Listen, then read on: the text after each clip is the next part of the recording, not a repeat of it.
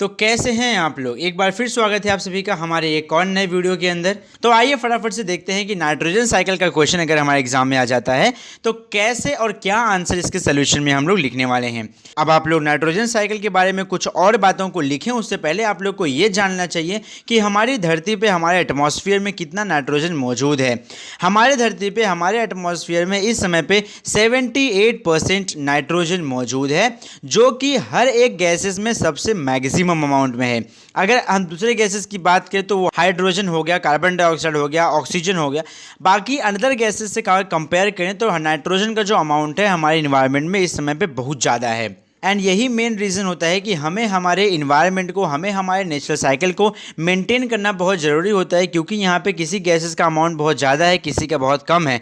कब किसका side effect किसके ऊपर पड़ जाए कम ज़्यादा होने की वजह से कोई कुछ बता नहीं सकता। इसीलिए जिसका जितना अमाउंट फिक्स है कम से कम उससे उतना तो हमें बैलेंस करके रखना चाहिए। बेसिकली जब हम नाइट्रोजन साइकिल की बात करते हैं तो हमेशा आपके दिमाग में फर्टिलाइज़र या हम बात करें मिट्टी की फर्टिलिटी, ये दो चीज़ें जो होती हैं आपके दिमाग में आनी चाहिए, क्योंकि नाइट्रोजन ही वो सब्सटेंस है जिसकी वजह से हमारी मिट्टी उपजाऊ बनती है, फर्टाइल बनती है। एंड अब यहाँ पे आप लोग को ये जानना चाहिए कि नाइट्रोजन साइकिल का डेफिनेशन क्या होगा।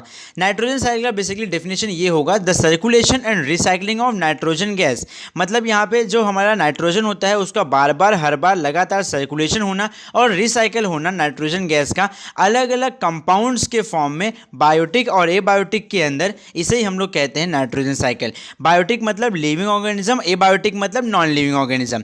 तो नाइट्रोजन का उसके अलग अलग कंपोनेंट में, अलग अलग कंपाउंड्स में, बायोटिक और एबायोटिक सब्सटेंसेस के अंदर लगातार सर्कुलेट होना, लगातार रिसाइकलिंग होने के जो प्रोसेस होता है इसे हम कहते हैं नाइट्रोजन का साइकिल।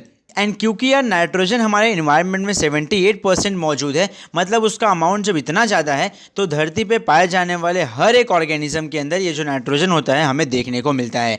मतलब जो नाइट्रोजन होता है, नाइट्रोजन साइकिल के अंदर धरती पे पाया जाने वाला ऑलमोस्ट सारे ऑर्गेनिज्म नाइट्रोजन साइकिल के अंदर इन्वॉल्व होते हैं। एंड सबसे कमाल की बात, हमारे बॉडी के अंदर जो प्रोटीन होता है एंड जो न्यूक्लिक एसिड होता है, अगर बात करूं मैं न्यूक्लिक एसिड की तो न्यूक्लिक एसिड में आ जाएगा हमारा डीएनए और आरएनए, जिससे हमारा कैरेक्टरिस्टिक डिफाइन होता है, जो हमें हमारे पेरेंट्स से मिलता है, डीएनए और आरएनए। तो ये जो न्यूक्लिक एसिड वाले सब्सटेंसेस होते हैं, जो हमारे प्रोटीन्स होते हैं, ये सब के सब नाइट्रोजन साइकिल की मदद से ही बनाए जाते हैं। एंड सबसे कमाल की बात, वहीं पे अगर हम नाइट्रोजन को किसी और सब्सटेंसेस या दूसरे सब्सटेंसेस, दूसरे एलिमेंट्स के साथ कंपेयर करें तो हम ये पाते हैं कि जो हमारा नाइट्रोजन होता है ये हर एक के साथ में जल्दी रिएक्शन में भाग नहीं लेता है और न ही ये जल्दी कोई रिएक्शन शो करता है। तो समझने वाली बात यहाँ पे ये है कि जो हमारा नाइट्रोजन होता है वो फ्री स्टेज में या फिर वो फ्री फॉर्म में ज़्यादा मौजूद नहीं होता है, वो बेसिकली ज़्यादातर कंबाइंड फॉर्म में रहता है, वो फ्री स्टेट में ज़्यादा पाया जाता नहीं है। जो फ्री पड़ा होता है, वेला पड़ा होता है, वो ही कंबाइन होगा किसी और के साथ में। लेकिन क्योंकि हमारा नाइट्रोजन फ्री नहीं होता है इसीलिए वो सबके साथ में कंबाइन नहीं होता है और सबके साथ में जुड़ता नहीं है। अब यहाँ पे जो हमारा नाइट्रोजन साइकिल होता है ये बेसिकली कई इंपॉर्टेंट प्रोसेसेस को कंडक्ट करता है। आइए बारी बारी से वन वन करके जानते हैं कि वो कौन कौन से इंपॉर्टेंट प्रोसेसेस हैं जिसके अंदर हमारा नाइट्रोजन साइकिल इन्वॉल्व होता है। यहाँ पे सबसे इंपॉर्टेंट प्रोसेस जिसके अंदर हमारा नाइट्रोजन साइकिल इन्वॉल्व होता है वो है नाइट्रोजन फिक्सेशन। इंडस्ट्रियल बोले तो बहुत सारी कंपनीज एंड बायोलॉजिकल प्रोसेस के द्वारा नाइट्रोजन जो होता है वो कन्वर्ट कर दिया जाता है नाइट्रेट और नाइट्राइट के अंदर इन एटमॉस्फेयर में। इसे ही हम लोग कहते हैं नाइट्रोजन फिक्सेशन। मतलब नाइट्रोजन यहाँ पे क्या हो गया, फिक्स हो गया दो अलग अलग कंपोनेंट में, एक हो गया नाइट्रेट्स, एक हो गया नाइट्राइट्स। आगे बात करते हैं दूसरा प्रोसेस से हम कहते हैं अमोनिफिकेशन। अब अमोनिफिकेशन जानते हैं क्या मतलब होता है। आप लोग को मालूम होगा जब कोई ऑर्गेनिज्म मर जाता है तो मरने के बाद उसमें से बहुत गंदी बदबू आती है, स्मेल आती है। तो यानी कि हमारा जो ऑर्गेनिज्म होता है जब वो डिकम्पोज होना शुरू होता है, यानी कि सड़ना शुरू होता है, वहाँ पे उस डेड बॉडी से, उस मरे हुए ऑर्गेनिज्म की बॉडी से, उसके एक्सक्रेटरी वेस्टेज से, उसके वेस्ट ऑर्गन से वहाँ पे जो गैसेज रिलीज होती हैं बेसिकली वो अमोनिया होता है और उसे हम लोग कहते हैं अमोनिफिकेशन।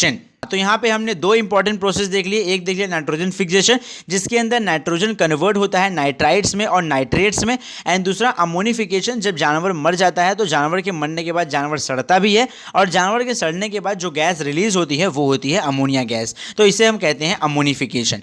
आइए देखते हैं कुछ और यहाँ पे इंपॉर्टेंट प्रोसेस हैं। अगला प्रोसेस जो है इसे हम कहते हैं नाइट्रिफिकेशन। अब नाइट्रिफिकेशन क्या होता है, नाइट्रिफिकेशन के अंदर जो अभी अभी अमोनिया हमें मिला है इस अमोनिया को हम कन्वर्ट कन्वर्ट कर देते हैं नाइट्राइट्स और नाइट्रेट्स के अंदर, तो इसे हम कहते हैं नाइट्रिफिकेशन।